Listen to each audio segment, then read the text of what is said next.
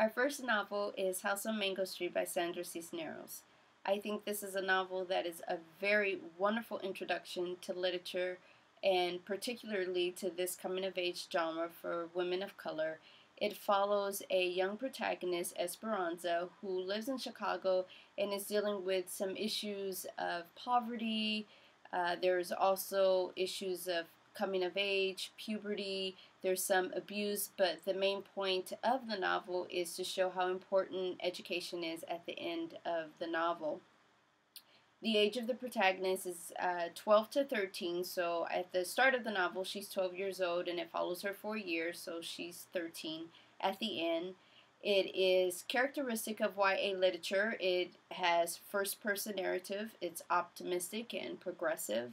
It is very fast-paced. As I said earlier, it is told in vignettes, so each vignette is kind of like a short story that's about 1 to 2 pages long. I think that it's important because it deals with mature and sophisticated subjects, so it doesn't talk down to young people, and it also is ethnically and culturally sensitive, so this is also an area that is important to young adults. Here's my copy here.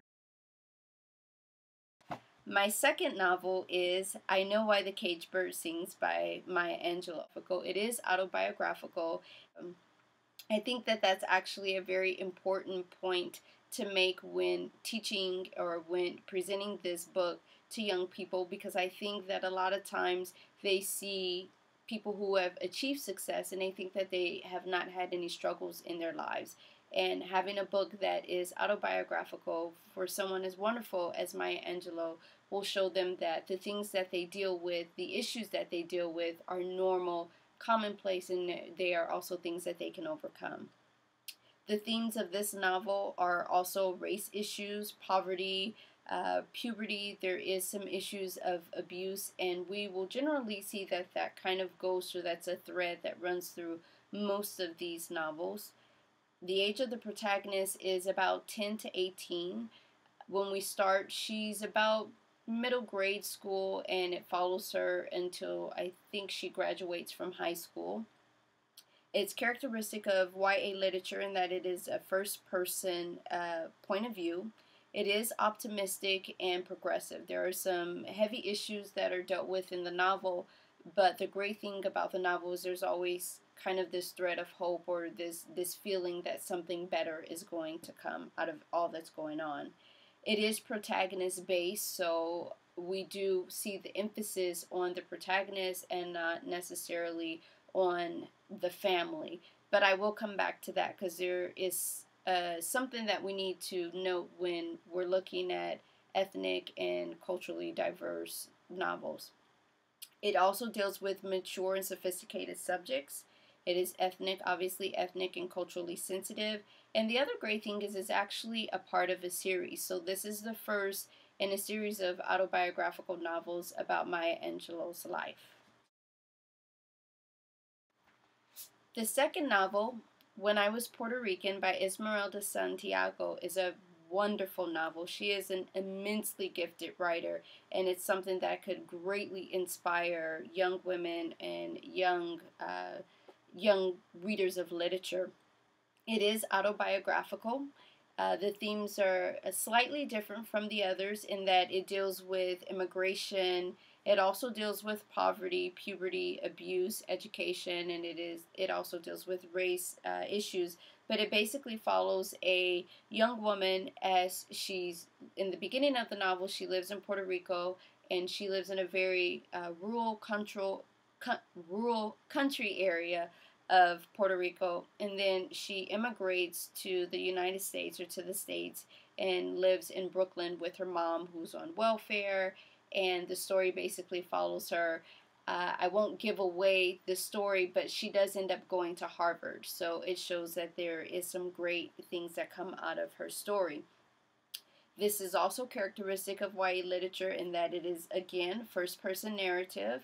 It is also optimistic and progressively themed. It is also protagonist-based.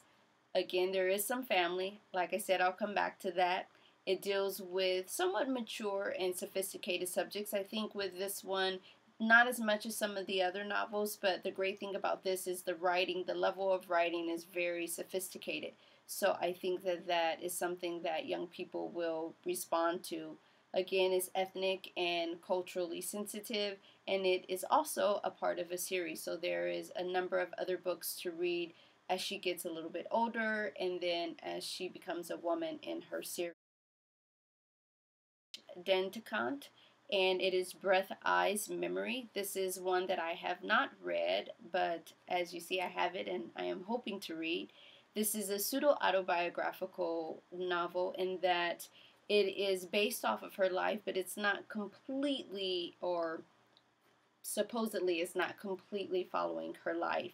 The themes again are immigration, poverty, puberty, race and cultural abuse, and this one gets into some heavy subjects because it actually deals with female mutilation.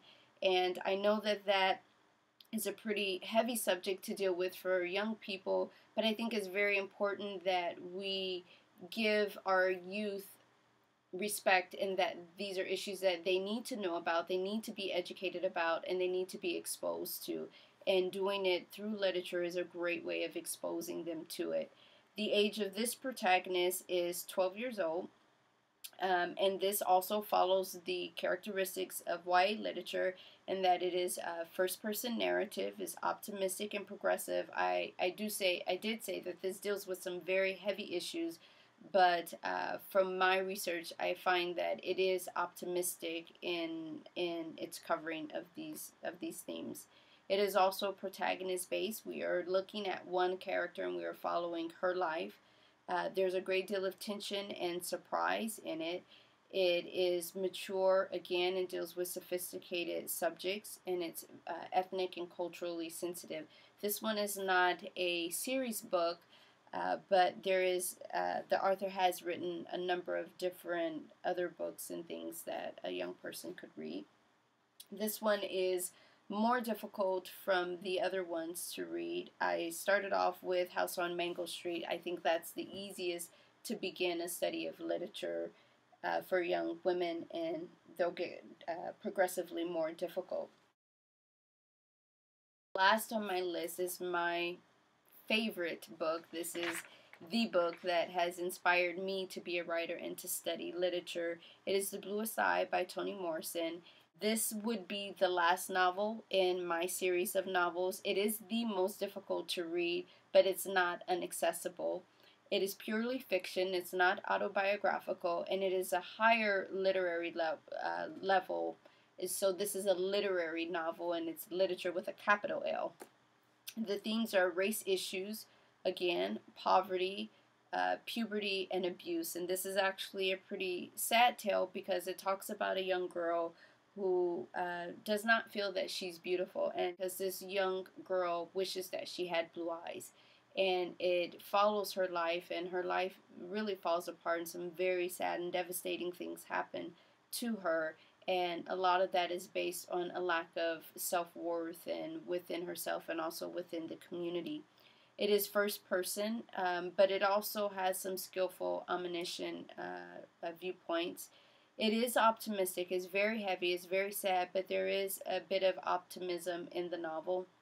Its protagonist base is actually narrated not by Pecola, the young girl who wishes that she has blue eyes, but a friend of hers.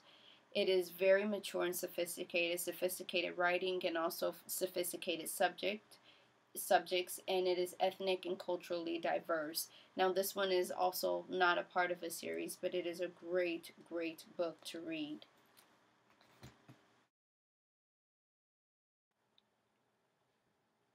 Now I mentioned that with these novels that the stories do not solely follow just the protagonist, or they're not solely focused on the protagonist, and I hinted that there were some instances where family was a part of the larger story. And I find that in this way these novels are very authentic and stick very close to ethnic culture, in that generally the child or the young person is not very separate from the family. So it'd be very different to find I know within the African American culture, as a young person, you're not separated from your parents. And I find that the literature reflects that. So there is some separation between the protagonist and the family or the parents, but it's not as we would find traditionally in YA literature. And this is important to note because when we look at culturally diverse pieces of literature, we need to understand the culture so that we understand how the literature is constructed and how it actually reflects the ethnicities and the cultures that the novels or the stories are about.